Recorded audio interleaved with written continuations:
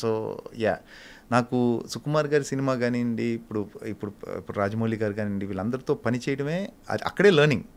మీకు నాకు రాజమౌళి గారు అప్పుడు లుక్ ఎలా సస్టైన్ చేయాలి, ఎట్లా హోల్డ్ చేయాలి, ఒక రియాక్షన్ అన్నీ నేర్పించారు. సో ఇట్స్ లైక్ యూనో ట్రైనింగే. See day to day still learning. అలా సుకుమార్ గారు, అలానే త్రివిక్రమ్ గారు, అలానే గుణశేఖర్ గారు. సో దేర్ ఆర్ ఎంత హరీష్ శంకర్ కానివ్వండి, వంశీ పైడిపల్లి, అదే అంటున్నాను మీకు, సురేందర్ రెడ్డి, వీళ్ళందరితో వర్క్ చేయడమే లెర్నింగ్. అంటే ఒక్కొక్కరితో ఒక్కో స్టైల్, ఒక్కొక్క డైరెక్టర్తో ఒక్కో స్టైల్. సో అన్ని స్టైల్స్ మీకు అర్థమవుతాయి యాజ్ అన్ యాక్టర్గా. ఇదంతా ఏంటంటే మీకు మీ ఫిల్మోగ్రఫీకి ఒక ఎక్స్పీరియన్స్ లాగా వెళ్తూ you will be good. Especially ఆ సీన్లో ఫస్ట్ అయితే మీరు కత్తి పెట్టేస్తారు, చాలా రౌద్రం కనిపిస్తుంది. ఆ తర్వాత వెంటనే మీరు ఎంపథైజ్ అయిపోతారు, తర్వాత ఫ్రెండ్ అయిపోతారు, తర్వాత ఏడుస్తారు. అసలు రైటింగ్ అసలు మీకు అసలు మామూలుగా ఉండదండి. ఆ ఫిలిం రైటింగే వేరే లెవెల్లో ఉంటుంది. అసలు కామెడీ కూడా ఎంటర్టైన్మెంట్ ఉంటుంది, ప్లస్ ఎవరు ఎంటర్టైన్ చేయాలని చేయరు, సిచ్యువేషన్సే ఉంటాయి. బ్రిలియంట్ రైటింగ్ సుకుమార్ గారు. అల్లు అర్జున్ గారితో మీ ఎక్స్పీరియన్స్? అంటే మామూలు చాలా డెడికేటెడ్ హీరో అండి. ఎంత కష్టపడతారంటే, ఇప్పుడు పుష్పలో స్లాంగ్ నాకు తెలిసి ఇప్పుడు చిత్తూరు రాయలసీమ వాళ్ళకన్నా కూడా ఈయన బాగా మాట్లాడతారని నా నమ్మకం. వాళ్ళకి తెలియని పదాలు కూడా ఈయనకి తెలుసుంటే, అంటే చాలా హార్డ్ వర్కింగ్. ఒక్కొక్క సీన్ ఒక్కొక్క డైలాగ్ ఎలా చెప్పాలి అంటే నెంబర్ ఆఫ్ విషయాలు ఆలోచిస్తారని నేను అనుకుంటున్నాను. ఎందుకంటే వర్క్ చేయడం చూస్తున్నాను కాబట్టి చాలా చాలా చాలా ఆలోచిస్తారు ఆయన. ప్లస్ దానితో తోడు సుకుమార్ గారు. సో ఇద్దరు కలిసి సో ఒక deadly combo వాళ్ళిద్దరిది.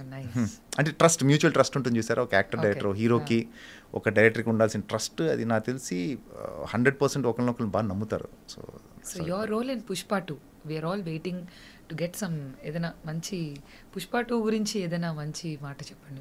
Which we don't know. I'm not allowed to talk much about Pushpa 2 because ఉంది కాబట్టి, but I can say one thing, it will be the biggest ever. మీకు మీరు అంటే Pushpa you think is good, into 5 to 10 times ఉంటుంది పుష్ప. ఆ లెవెల్లో ఉంటుంది film, I'm pretty sure. Okay. So Mahesh Babu గారితో కూడా మీరు చాలా సినిమాలు చేశారు, even your height matches I know. So right from Pokiri, I think that was also a great name, it got a good name for you. So ఎలా, how was the journey కంప్లీట్గా? ఎందుకు ఎక్కువ సినిమాలు మహేష్ గారితోనే మీకు వచ్చాయని మీరు అనుకుంటున్నారు? ఒక్కడు అగైన్ ఖుషీ రావటం వల్ల ఒక్కడు వచ్చింది. ఒక్కడు తర్వాత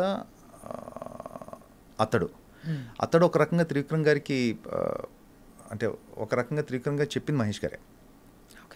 నేను అప్పుడు ఒక్కడు చేసున్నాను, ఆల్రెడీ ఒక యాక్టర్ని పెట్టి నేను చేసిన శివారెడ్డి అనే సీన్ ఉంటుంది కదా, షూట్ చేయడం ఏదో జరిగింది.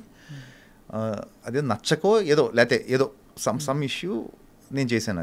అది లైక్ మహేష్ గారే చెప్పారు. అది ఐ డోంట్ నో అండి. అంటే హ్యాపీ ఆయన సినిమాలన్నీ వరుసగా చేయడం జరిగింది. ఒక్కడు, పోకిరి, అతడు. సో ఆయన జర్నీ మొత్తంలో కూడా నేను ఫ్రెండ్ రోలో ఏదోటి సినిమా, అన్ని సినిమాలు మొన్నటి వరకు కూడా, గుంటూరు కారం వరకు కూడా చేయడం జరిగింది. రీజన్ అంటే పర్టికులర్గా ఏం లేదు, బట్ ఐఎమ్ దేర్. సో మీకు ఛాలెంజింగ్గా అనిపించే అంటే role as a villain which you are dreaming of? For me ఇప్పుడు నేను పొట్టేలను ఫిలిం చేస్తాను. దేర్ ఆర్ అంటే 2 రకాలు ఉంటాయండి. ఒకటి ఏంటంటే మనకి నచ్చే రోల్స్ నాకు తెలిసి చాలా తక్కువ ఉంటాయి, to be very honest with you. మీకు ఇప్పుడు కోట గారు కానివ్వండి, లేకపోతే ఎవరన్నా తీసుకున్నా కూడా ఒక 700 odd ఫిలిమ్స్ చేసినా కూడా ప్రాబ్లీ అందులో 10% కూడా ఉండవు నచ్చినవి అంటే ఫుల్గా పేరు వచ్చినవి.